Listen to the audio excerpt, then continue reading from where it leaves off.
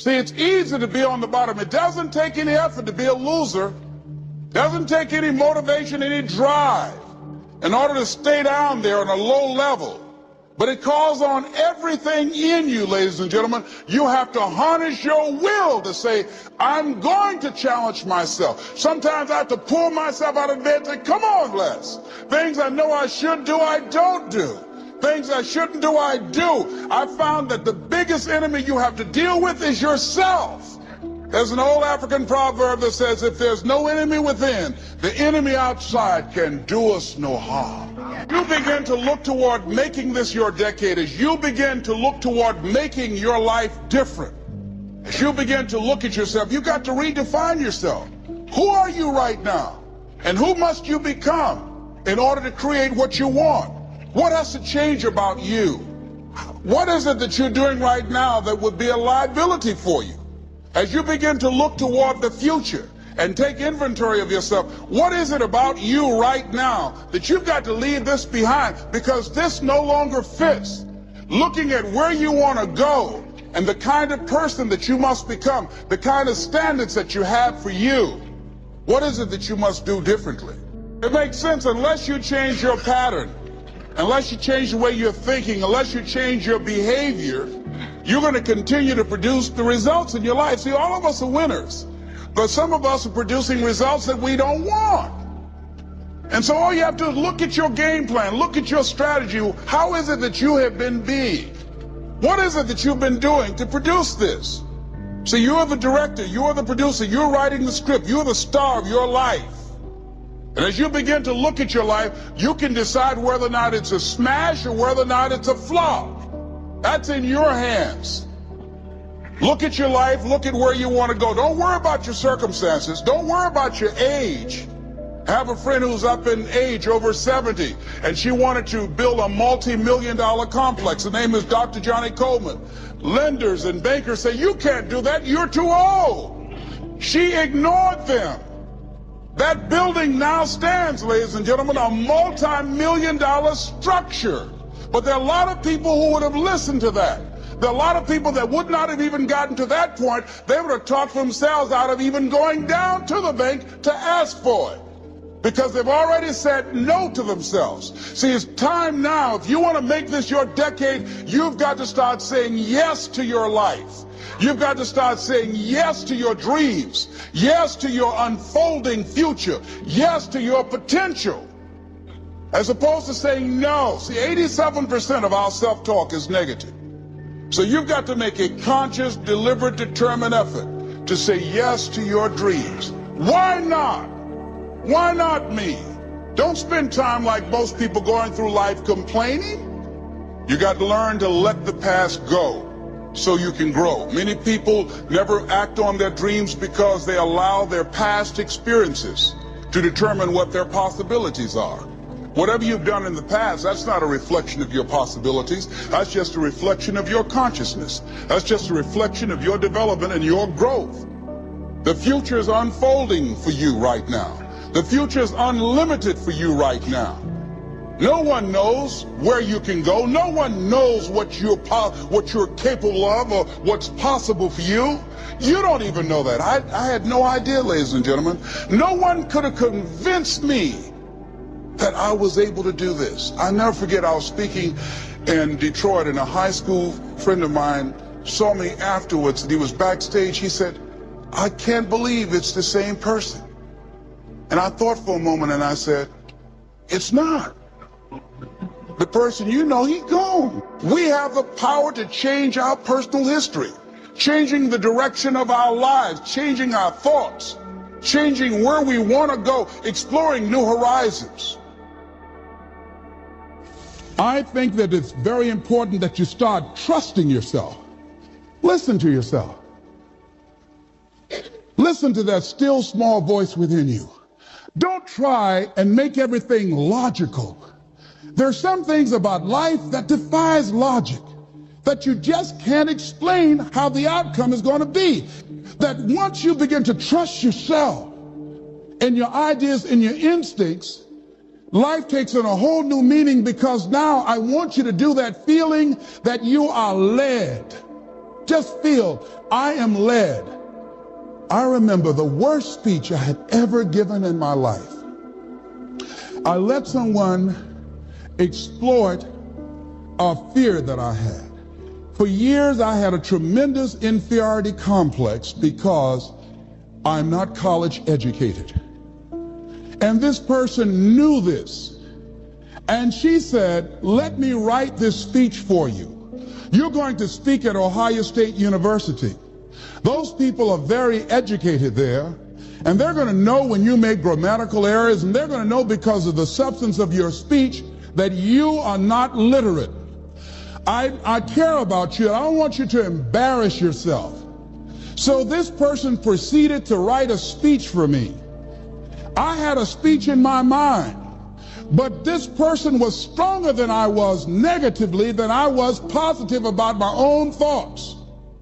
And I gave my power away. With my permission, I allowed this person to guide me to do something that I really didn't want to do.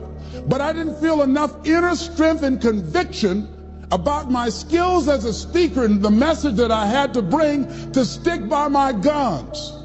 And I got up there at the Ohio Union, and I read this straight speech and did not move and did not take my eyes off the page because I'm not accustomed to reading. And after I finished, some people gave me a standing ovation because I read it extremely well, and I was very tense and I was very nervous. Ladies and gentlemen, don't give your power away. You don't need anybody to approve your dream. It was given to you. If they can't see it, it's because it wasn't given to them. It was given to you. Hold it, nourish it, cultivate it, work on it. It's yours. It's your baby. Work on it until it comes into fruition. I gave away my power, and I said, I'm not going to do that no more. Here's something else for those who make it today. Do what you know is right. Treat people like you want to be treated. Don't try and take any shortcuts. Don't try and cheat. Pay your dues up front. I believe, ladies and gentlemen, what goes around comes around. You can pay now, or you will pay double later. So do the right thing. There might be a tendency sometimes, because of the negative part of our consciousness and our own programming, for us to want to say, well, I'll just do it this time. It won't matter. Won't nobody know. Ladies and gentlemen, everything matters. And you know you're somebody. You know. I'd rather lose out on my dream doing the right thing than to cheat trying to make a shortcut to get to my goal. I want to be able to look myself in the mirror. And that's what you want to do. There's no saying, judge a man not by what he does, but by that he doesn't have to do. And to judge the true quality of a man is what do you do when nobody's looking.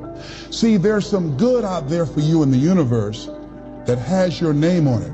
And nobody can get your good. It has your name on it. They can't take your stuff. It's your stuff. So when you know that whatever you're seeking, it's also seeking you, you don't worry. You don't run scared. You don't think somebody's going to take it from you. You listen to your inner voice, and you always take the high road. There will be the tendency, the natural inclination to take the low road. You must resist that. Here's something else I encourage you to do if you want to make it today. Keep your agreements.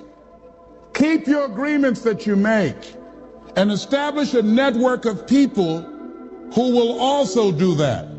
Establish a network of people in your life that you can count on, that will be there for you when you need them, and you be there for them. Here's the other thing, is you're working on your dream. A lot of people have been calling me saying, hey, man, I read about you in Ebony. Boy, you're lucky. Ladies and gentlemen, let me tell you something. Here's something else. 3 P's to have in your life. In working on your dream and doing your life work, you must be patient, persistent, and positive no matter what.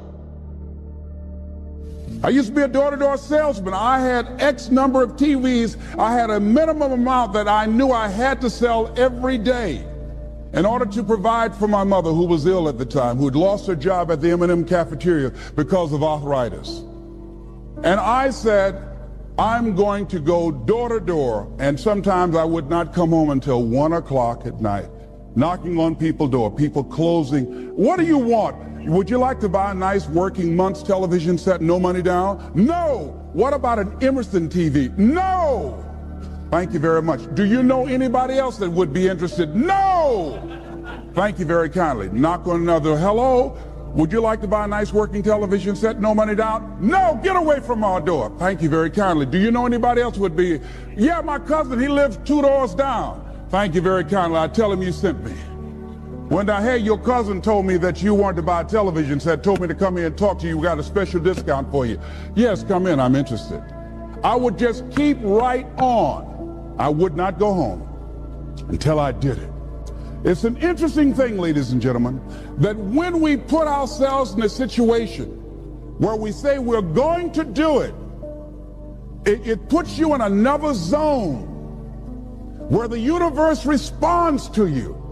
When you have that kind of consciousness, see, the universe responds to the man or woman that refuses to be denied, because that is your commitment. That business that you want, that book you want to write, that dream that you have of controlling your destiny, that is yours. That power to create that and to manifest that is yours. That's available to you. But you've got to be willing to stand there and face disappointment, not have support, be lonely, doubt yourself sometimes, be rejected again and again and again, become bankrupt if necessary, again and again and again, and refuse to turn around until life gives it up.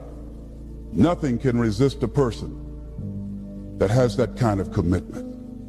The people that have made a difference on the planet, when a John F. Kennedy said, we will go to the moon in the next decade, he spoke it. That was a commitment, and people shared that vision. People bought into that. We've had all kinds of examples in history where people have made declarations, who have committed their lives to bring about a difference. There are people who are taking a stand today against hunger. I guarantee you it will be a part of our past at some point in time. Someone took a stand against polio. It no longer plagues us as it once did, because someone said, it is my commitment to eradicate it from the face of the earth. Someone made the commitment. The reason that we're here and enjoying the democracy that we have, someone made a commitment that whatever is required, if it means that I die. I remember Paul Robeson, here I stand, for I can do no other. And that's how you must be. Commitment means standing up for your life. It means honoring yourself. It means beginning to say and to see and recognize your alignment and oneness with the universe, and that you are a channel for life to express through. And we short-circuit it with anger. We short-circuit it with fear. We short-circuit it with envy. We short-circuit it by being lazy or apathetic or giving up easily. Why? We say, oh, it's too hard, it's too hard. We don't challenge our spirit. Ladies and gentlemen, there's nothing as powerful as the human spirit. You can't destroy it. You can pervert it, but you can't destroy it. I was reading Man's Search for Meaning by Viktor Frankl. What a powerful book. I'm reading it now for the 7th time. And he gives so many graphic examples of the power of the human spirit.